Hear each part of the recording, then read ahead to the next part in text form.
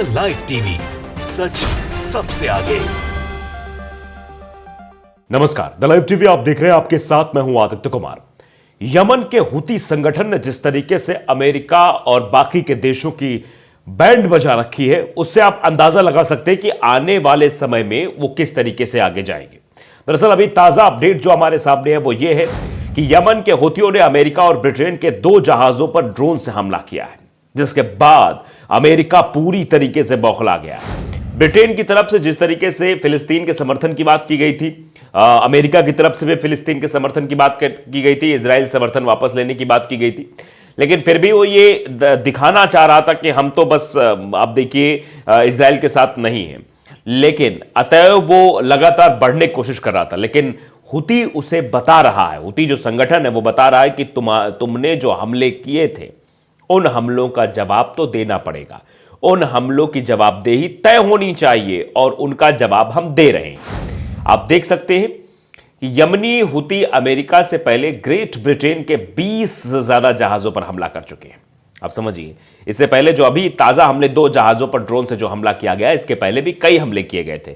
इससे पहले great Britain, जो अपने आप को ग्रेट ब्रिटेन कहता है, ग्रेट है कि हमसे ताकतवर तो कोई है ही नहीं है, हमारे पास ऐसे जहाज है कि जिनका कोई बाल भी बाका नहीं कर सकता, उन पर 20 से ज्यादा हमले किए जा चुके हैं। जबकि अमेरिका ने यमन में हुती ठिकानों पर 350 बार बमबारी की है, यानी अभी इसका हिसाब चुकता करना बाकी है।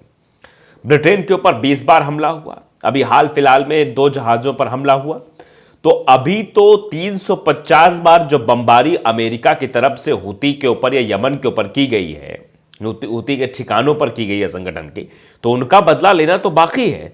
अभी तो महज 20 से 22 बार ही हमला हुआ है। यमन के हुती विद्रोहियों ने ऐलान किया है कि अगर अमेरिका ऐसा करेगा तो भी वे परमाणु बम गिराएंगे।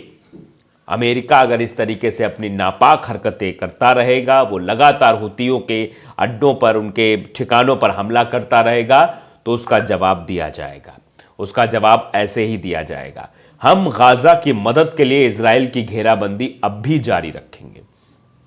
कोई भी इजरायली, अमेरिकी, ब्रिटिश जहाज हमारी समुद्री सीमा से नहीं गुजर सकता जब तक गाजा में युद्ध बंद नहीं हो जाता।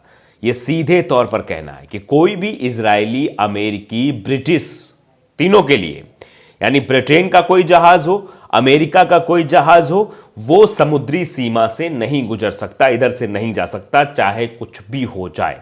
अगर वो इधर से गुजरने की कोशिश करेगा तो सीधा वो हुती का निशाना बन जाएगा, यानी हुती संगठन उसके ऊपर अटैक कर देंगे। और ये तब तक होगा जब तक इजराइल गाजा पर युद्ध बंद नहीं करता। तो सिर्फ समर्थन कर देने मात्र से या ये बात कह देने मात्र से कि हम फिलिस्तीन के साथ हैं, हम फिलिस्तीन को पूर्ण दर्जा दिलाएंगे, एक देश का दर्जा दिलाएंगे, हम फिलिस्तीन पर हो रहे अत्याचारों के खिलाफ इजराइल का विरोध करेंगे, ये सब कह देने मात्र से ही कुछ नहीं होने वाला है। दरअसल जब तक गजा पर जो हमले हो रहे हैं, जो वहां की जनता को परेशान किया जा रहा, आप समझिए कि 28,000 आंकड़ा पहुंच रहा है, 28,000 लोगों की जान जा चुकी है, जिसमें से 70% महिलाएं और बच्चे शामिल हैं। लगातार इजराइल के द्वारा वहां पर बमबारी की जा रही है। उत्तरी गाजा की बात करें, दक्षिणी गाजा की बात करें, हर जगह की हालत सामान्य नहीं है। वहां खाने के लाले पड़े हैं, अस्पतालों में इतनी ज्यादा भीड़ है कि वहां पर बेड तक नहीं मिल पा रहे हैं, किसी को फर्स्ट एड नहीं मिल पा रहा, मतलब जो फर्स्ट एड चिकित्सा होती है, शुरुआती पट्टी मलहम, वो तक नहीं हो पा रहा है। ईंधन खत्म हो रहा है, दवाइयां खत्म हो रही हैं, हालात बद से बदतर होते चले जा रहे हैं, लेकिन इजराइल इस बात को नहीं समझ रहा। अमेरिका बातें तो बड़ी बड़ी करता है, युद्ध विराम की बातें भी करता है और सार्वजनिक मंच पर आकर भी बात करता है, लेकिन वो गाजा पर अटैक को रोक नहीं पा रहा है। क्या अब इजराइल उसकी सुनने को तैयार नहीं है? लेकिन अब अमेरिका को जरूर ये समझ में आ रहा होगा कि वो आखिर कौन सा दिन था जिस दिन इजराइल की हमने मदद कर दी। अगर हमने इजराइल की मदद ना की होती, हमने इजराइल के पक्ष में बातें ना की होती, तो शायद आज ये नौबत ना आती, शायद आज ये बात निकलकर सामने ना आती कि इजराइल की वजह से ब्रिटेन, अमेरिका का नुकसान हो रहा है। क्योंकि जो जहाज जाने हैं समुद्री रास्ते से, जो यमन के रास्ते से होकर जाने हैं, उनसे नुकसान नहीं होगा। अगर वो दूसरे रास्ते की तरफ मूव होते हैं तो उससे बड़ा नुकसान होगा। और बड़ा ईंधन लगेगा, जहाज को भी ईंधन लगेगा, और फिर जो सामान एक्सपोर्ट इंपोर्ट हो रहा हो वो उसकी कीमतों में भी इजाफा स्वाभाविक तरीके से होगा।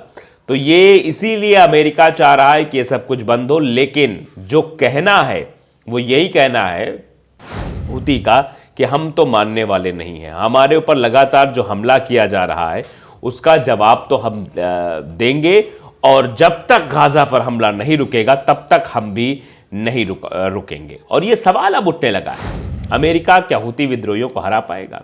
ये सवाल बहुत बड़ा है और इस सवाल पर जवाब जानने की भी कोशिश हो रही है। अमेरिका, ब्रिटेन भी उनके ठिकानों पर जवाबी हमले कर रहा है। क्या इससे गाजा का संकट और गहरा रहा है? कैसे इसका समाधान होगा? ये अपने आप में बड़े सवाल अब बन गए हैं। बीबीसी ने बाकायदे इन सवालों को लेकर एक रिपोर्ट भी तैयार की है। तो हम इन सवालों के दरअसल जवाब ढूंढने की कोशिश करें, आखिरकार क्या है? क्या हूती विद्रोहियों ने अमेरिकी गठबंधन को ऐसे युद्ध में फंसा दिया जिसे वो जीत ही नहीं सकते? ये भी हो गया जिसे वो जीत नहीं सकते। यमन में हूती विद्रोहियों के ठिकानों को नष्ट करने की कोशिश करने वाली America, Britain, Australia, Bahrain, Canada और हॉलैंड के अंतर्राष्ट्रीय टास्क फोर्स के लिए जीत हासिल करना आसान काम नहीं है। भले हमला कर दे रहे हैं, लेकिन ये सोचिए कि जीत हासिल कर लेंगे तो संभव नहीं है। कथित तौर पर ईरान से समर्थन हासिल करने वाले हूती विद्रोही नवंबर के मध्य से लेकर अब तक लाल सागर में अंतर्राष्ट्रीय और व्यापारिक जहाजों पर 30 से अधिक हमले कर चुके हैं।